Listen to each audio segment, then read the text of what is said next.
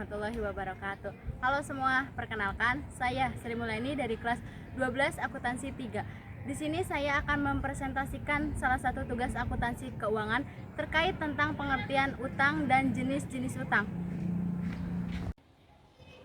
Mungkin sebagian dari kalian sudah mengenal apa itu utang. Namun, kecil kemungkinan utang dalam kehidupan sehari-hari dan di dalam akuntansi ada sedikit perbedaan. Ingin tahu apa perbedaannya dan bagaimana pengertiannya? Yuk simak penjelasannya di video berikutnya. 1. Pengertian utang. Menurut sudut pandang akuntansi, utang merupakan suatu pinjaman dana yang digunakan untuk membeli barang atau jasa sebagai pemenuhan kebutuhan dan harus dikembalikan dalam jangka waktu yang sudah ditentukan. 2. Jenis-jenis utang. Jenis-jenis utang dapat diklasifikasikan berdasarkan jangka waktu pengembaliannya, diantaranya yaitu 1. Utang jangka pendek. Utang jangka pendek merupakan jenis pinjaman dana yang dimana waktu pengembaliannya terbilang cukup singkat. Utang jenis ini biasanya memiliki batas waktu pelunasan 1 tahun, bahkan bisa kurang dari 1 tahun. Utang jangka pendek biasa juga disebut sebagai utang lancar. Ciri-ciri dari utang jangka pendek yaitu utang jenis ini memiliki nominal yang jelas. Selanjutnya, utang jenis ini ada yang memiliki bunga, ada juga yang tidak memiliki bunga, tergantung bagaimana yang ditetapkan oleh kreditur. Terakhir, utang jenis ini pada umumnya tidak disertakan dengan jaminan.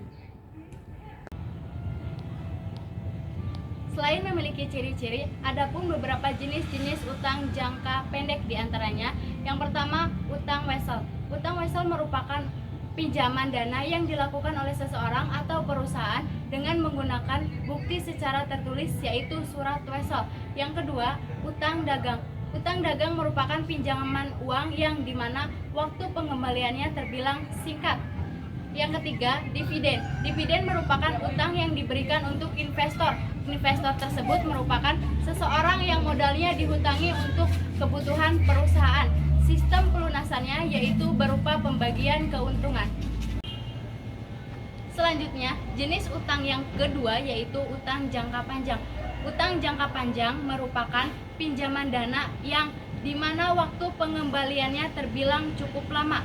Batas waktu pelunasan untuk utang jangka panjang biasanya lebih dari 1 tahun, bahkan bisa 5-10 tahun. Utang jangka panjang memiliki ciri-ciri. Yang pertama, utang jangka panjang memiliki nominal yang cukup besar dibandingkan dengan utang jangka pendek. Utang jangka panjang memiliki tingkat bunga yang relatif sama sampai waktu yang sudah ditentukan. Utang jangka panjang memiliki jadwal pembayaran utang yang sudah teratur. Selanjutnya yaitu jenis-jenis utang jangka panjang. Yang pertama, utang obligasi.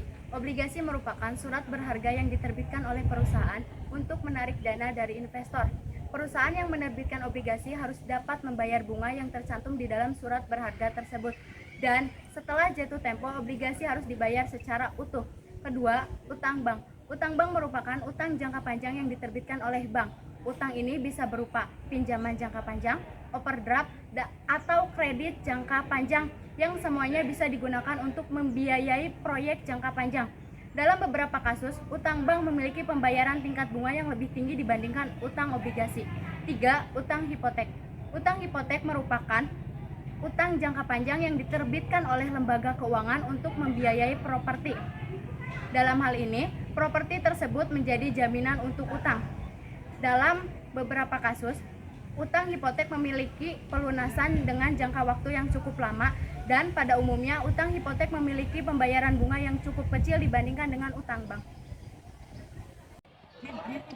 Nah, itulah penjelasan tentang materi utang yang bisa saya sampaikan. Akhir kata, saya Sri Mulyani, mohon maaf apabila ada salah-salah kata. Sampai jumpa. Wassalamualaikum warahmatullahi wabarakatuh.